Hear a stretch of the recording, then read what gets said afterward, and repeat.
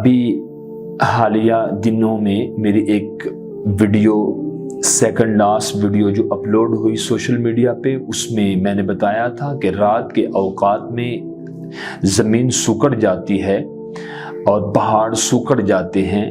دن کے وقت درجہ حرارت زیادہ ہونے کی وجہ سے زمین میں، پہاڑوں میں پھیلاؤ آ جاتا ہے۔ یہی وجہ ہے کہ زمین میں، پہاڑوں میں، پلوں میں دراڑیں بھی پڑ جاتی ہیں۔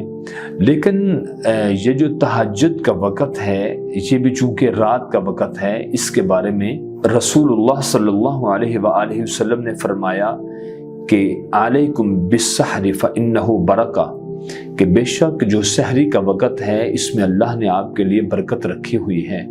یہ مسند احمد کی حدیث ہے۔ سنن ابی داؤد میں آیا، رسول اللہ صلی اللہ علیہ وسلم نے فرمایا کہ یا اللہ پاک میری امت کے صبح کے وقت میں برکت نازل فرما۔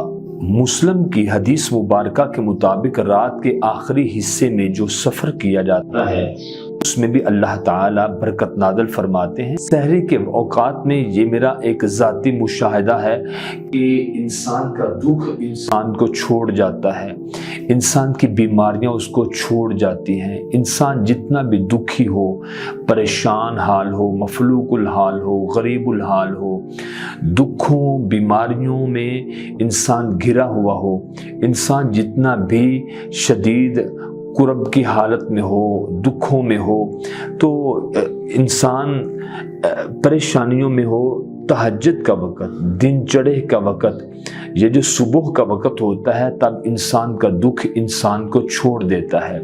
تو اس تہجد کے وقت میں اللہ کی طرف سے رحمت بھی نازل ہوتی ہے۔ صحابہ کرام سفر بھی کرتے تھے، اور اس میں آپ سحری کھائیں تو سحری میں بھی اللہ نے برکت رکھی ہوئی ہے۔ سحری کا جو سفر ہے وہ محفوظ بھی ہوتا ہے، بابرکت بھی ہوتا ہے، اور اس میں اللہ نے بہت زیادہ امن بھی رکھا ہوا ہے۔